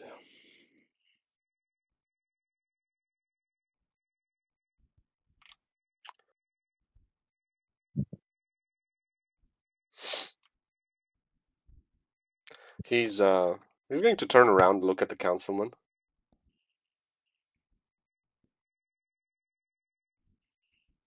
Oh, sorry, yes. Councilman Derethor. He extends a hand. He inclines his head. Extends how? Like kiss the ring? shake hand. Handshake. He said, "I believe this is the formal formality of your kin."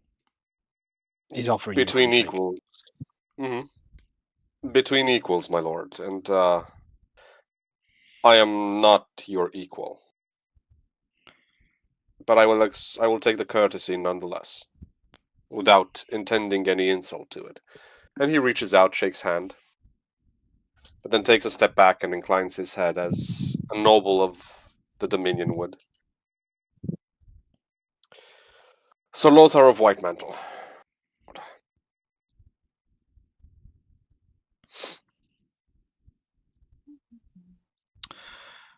And you are, he turns to the dwarf. I am Voldreth Smelted. I am an old man.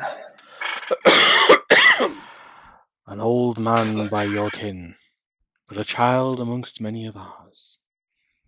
Well, I must say, you did an amazing job braiding my beard. Oh, it's not felt this good in months. We are happy to have offered you our hospitalities. However, I must inquire as to what your intentions are here at the summit.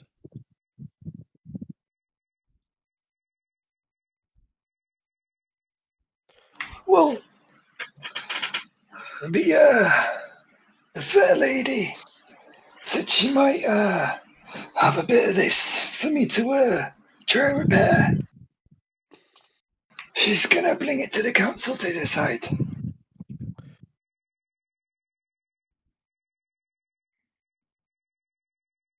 We are companions of Lady Ariel, and he gestures to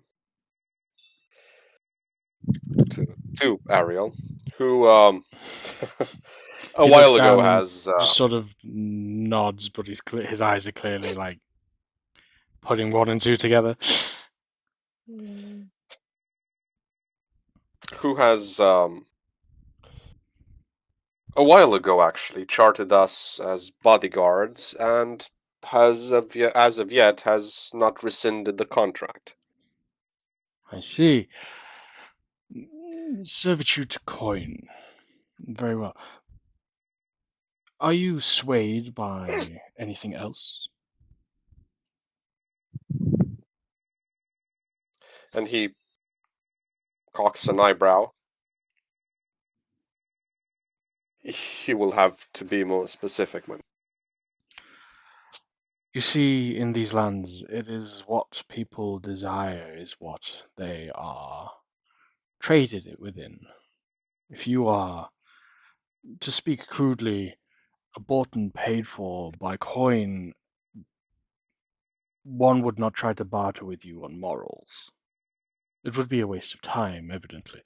It would be more a question of how much and to what end. You hold a very dim view of cell sorting, my lord. Oh, quite the contrary. We respect it for its art form and its purpose. It's more of simply how things are done around here. You wouldn't ask for a sellsword to write you a poetry. That's a fair point. However, the particular things that I do desire, even in a realm as magnificent and, well, alien as yours, I don't think are the kind of wishes that are in anybody's purview to grant.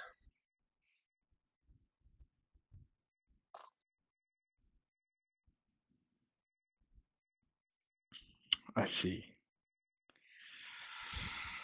Well,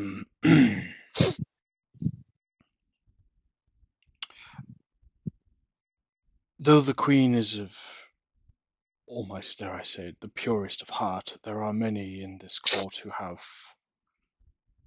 ulterior motives at stake. Hmm. There are even emissaries from the Wordwood here today, and As you can see, people are a little bit on edge at that. As he glances over your shoulder, gesturing, and you can see there are two sullen-looking grey-skinned elven figures in very dark grey, clean and warlike-looking armor, who are standing out on their own, not many interacting with them.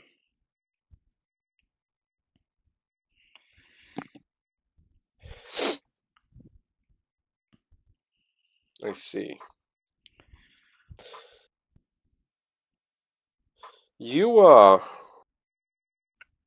talk a lot like other nobles I've met in my lifetime, and some of them military commanders in their own right.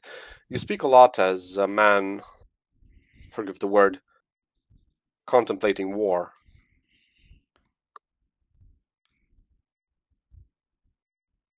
I see Ariel hasn't filled you in completely of our ways.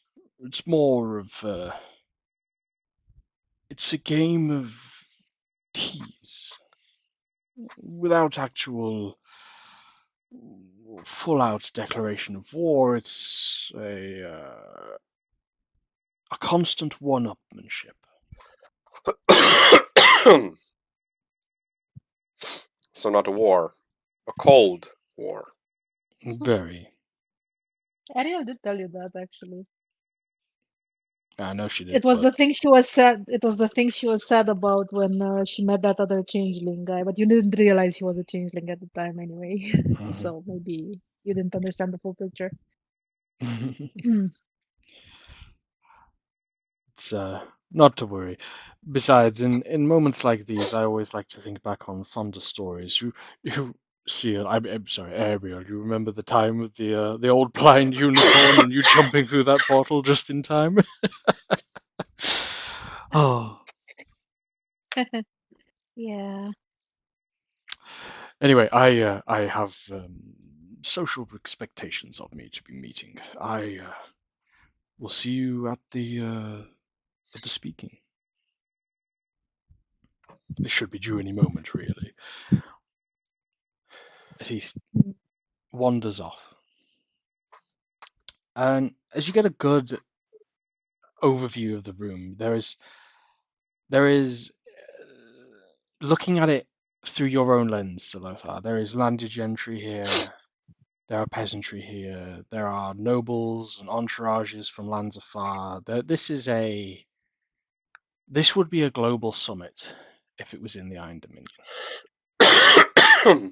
Anybody who is anybody of anything is present in this room, or so you assume, for this realm.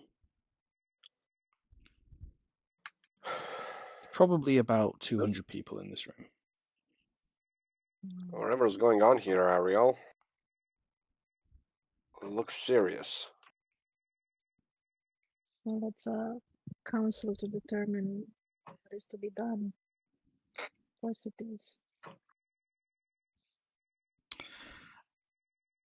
Generally, the other denizens of the Feywild never outright attacked, never outright wanted to destroy land or murder people. So there is no we've precedent for what you're about to discuss, is what you're saying. and we've had this kind of, we keep poking and prodding at each other with our um with what we do, but never outright war. So that's why it's like this. Are you sure you're here to prevent it, though? It might not be what is I'm not best. sure. I'm not sure exactly why I'm here. Who knows? Everything in my head is just a cryptic mass of, well, cryptic instructions, I suppose. Mm. Perhaps I'm here to prevent a war. Perhaps I'm here to convince your queen to actually pull out the rotten tooth and start one. And on that comment, to each of you individually, the Fairy Queen's voice enters your head. Pardon the interruption. We will be starting now. The speaking has an open floor. As you watch as everybody begins to vacate the center of this room, forming a circle around the middle where the Fairy Queen can be seen. As her wings glide her up overhead, and with a gentle outstretched arm, an illusion appears before you. Very striking, very real.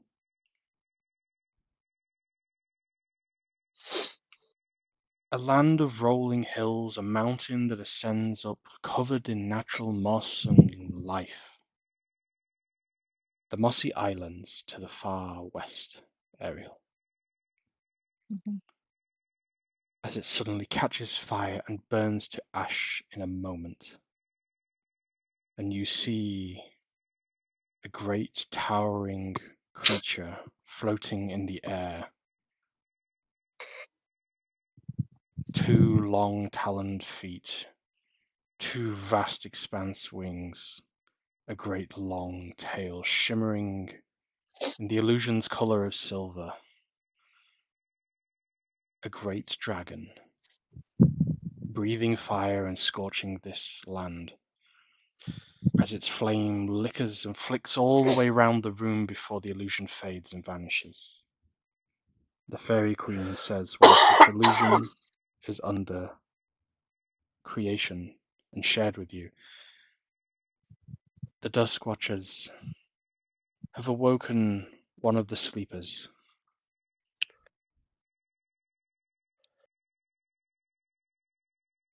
In their search for the ever-eternal blood life of this realm,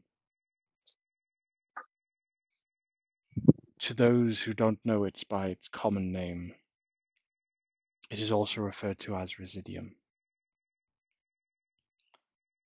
They seek to harvest this in great mines and pits and frozen in time and siphon it away. The blood of this realm will be taken, and natural decay will spread a blight that will encompass and consume all.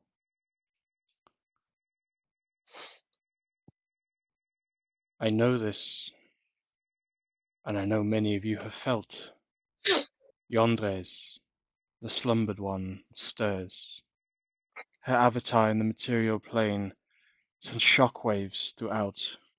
Great devastation at just her tail moving. She must remain dormant.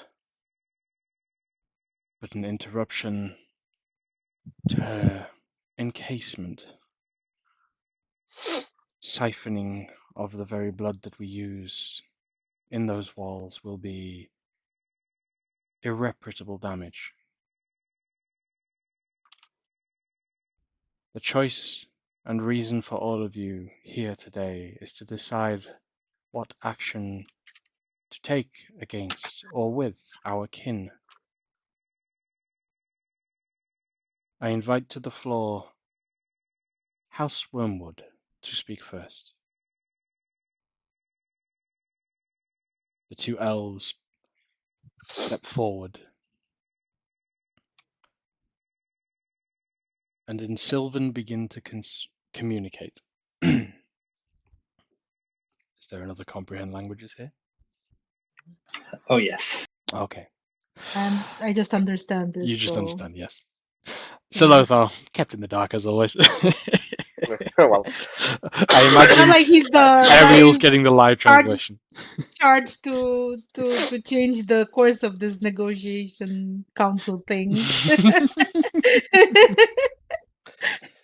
So as Ariel is Uh, attempting to be the live teleprompter translation, the two elves reach out and communicate to say, "We are not welcome here.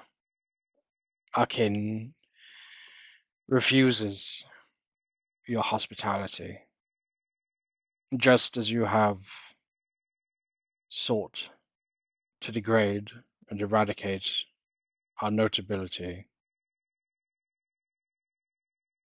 We here do not support the Dusk Watchers, but we here also seek to offer new industrial opportunities. The Fairy Queen would have you all believe the slumbered one exists. We have always been doubtful, it is known. The greatest reason why our land's resources not to be used or consumed is a threat to the very cage that keeps the realm stable. As you can see in the wonders of the weird wood, nature can be used to those who bind it. And still, the slumberer sleeps. We oppose taking action against the Dusk Watchers. Mhm. They step back into the room. And after that, many people step out of the way. Visual, noticeable, recognizable, almost palpable, the distaste for them. Though, Ariel, there's a lot of shock around the room because even openly refusing hospitality, that is a grave insult. Mhm.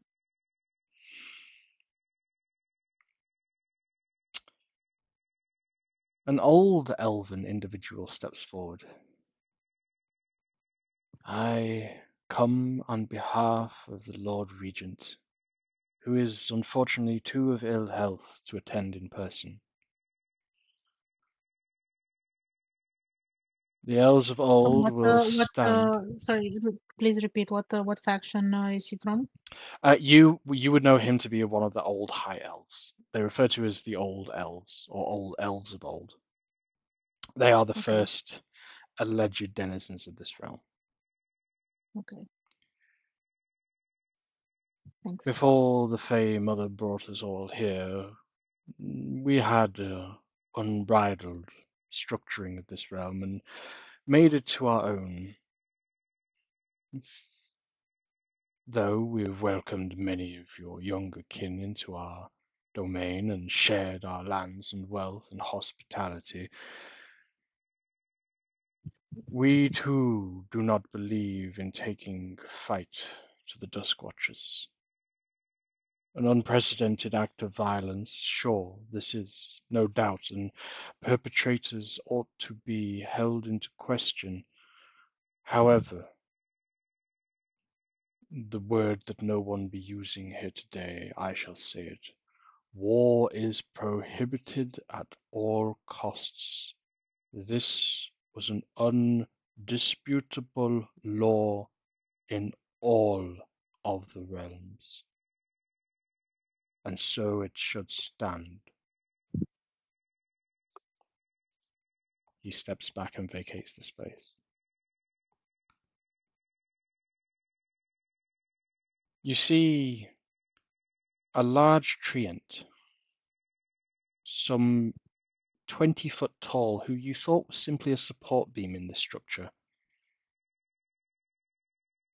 doesn't take a step forward, but moves, and several individuals clearly foreign to these lands are taken aback at realizing this. And a voice in very low grumble permeates the room. Old bark breath and foul decay, but also full of life. The tree kin have burnt. We will not stand idly by. The keepers will march. And that's all he says.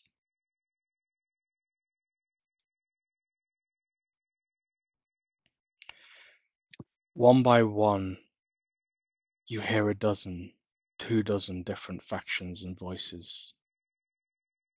Many are for. It seems that the first two who spoke were the only opposition of war, before a final one steps forward. An individual who you do not recognize, Seal. Mhm. The man kneels in the middle, general direction of the Fairy Queen. Stands and says, It is with great honor I have accepted this summit, though I know I am not welcome here. The material plane offers many opportunities, and many of you know who I represent. We seek a path forward for the open distribution and refinement of your residium. The Golden One has his doors open to all who will engage with him. And you can see now the decal of the Golden Keep on his cloak as he turns.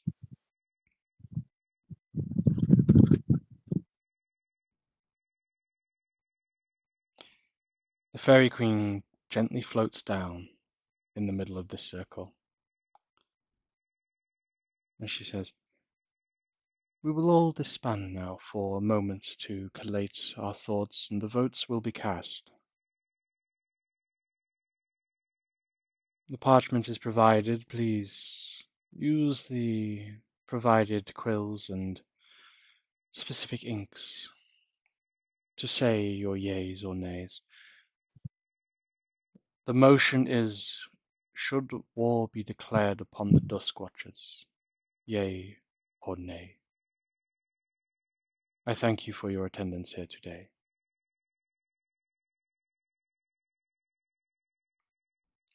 At that, as the voice finishes and leaves your heads, the room is filled with discourse immediately as the busying of the peoples begin.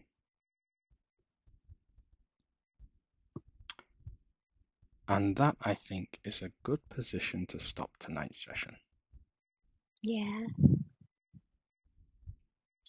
Was so cool.